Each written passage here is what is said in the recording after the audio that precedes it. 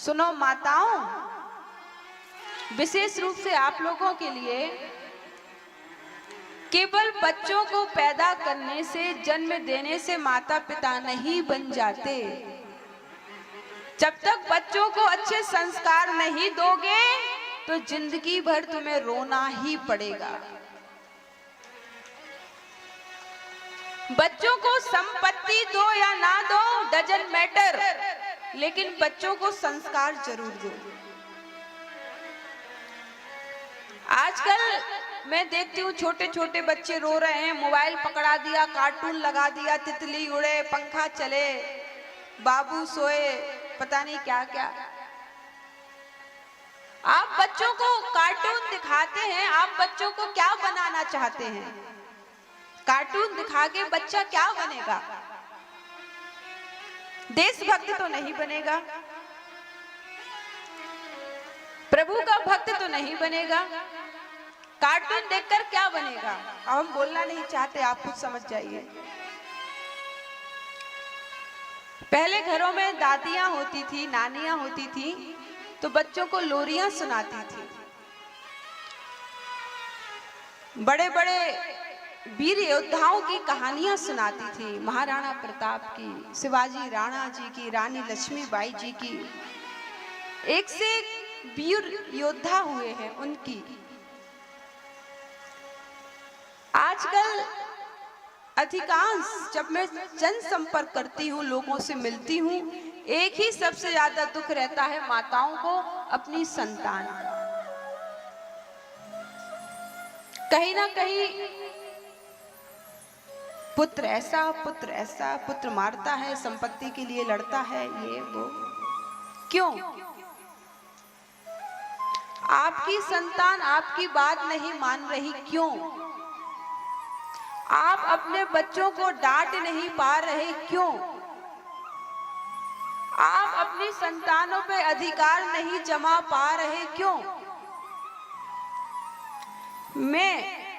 मैंने अपने बहुत पुराने जमाने की तो नहीं हूं, लेकिन मैंने अपनी जो यूथ है या मेरे जो जन्म हुआ तब तक मैंने देखा है कि यदि हम लोग खेलते थे या कोई भी खेलता था तो अड़ोसी पड़ोसी कोई भी घर पे शिकायत करके चला जाता था। गुरुजन भी घर पे आ जाते थे कि तुम्हारे बच्चा पढ़ नहीं रहा है।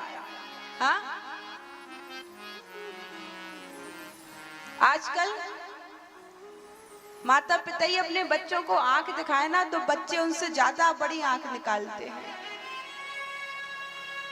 बताइए हाँ जी कि ना जी? बोलिए हाँ। क्यों? Why? ऐसा क्यों है?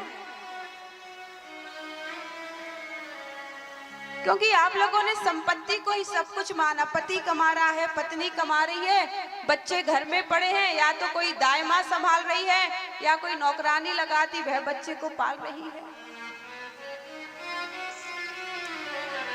ध्यान देना, तुम लोग केवल एक बच्चों को ही जन्म नहीं देते, बल्कि तुम लोग जन्म देते हो एक पीढ़ी को। याद रखना,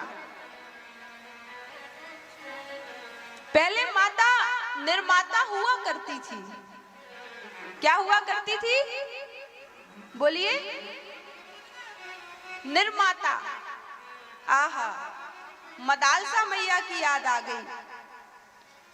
ऐसा नहीं है, हमारे सनातन धर्म में बड़ी बड़ी विदुषियां हुई हैं, साधु हुए हैं तो साध्वियां भी हुई हैं, ऋषि हुए हैं तो ऋषिकाएं भी हुई हैं, जिन्होंने वेद की ऋचाएं लिखी हैं। लेकिन हम पढ़े तब तो समझ में आए। केवल इतना ही कहूंगी, अपने बच्चों को संपत्ति दे रहे हैं, अच्छी बात है, संस्कार जरूर दीजिए, क्योंकि बिना संस्कार के आपके संतान भी रोएगी और बाद में फिर आपको भी रोना ही पड़ेगा। इसलिए अपने बच्चों को अच्छे संस्कार दो। सुबह उठ के माता पिता को प्रणाम कराओ, दादा दादी को प्रणाम कराओ, नाना नानी को प्रणाम कराओ, मंदिर भेजो, हनुमान चालीसा कराओ। गायत्री माता विराजमान है हमारे यहाँ, बोलिए गायत्री मैया की। ये तो वेद माता है। मंत्र सिखाइए, पढ़ाइए, रटाइए, लेकिन नहीं,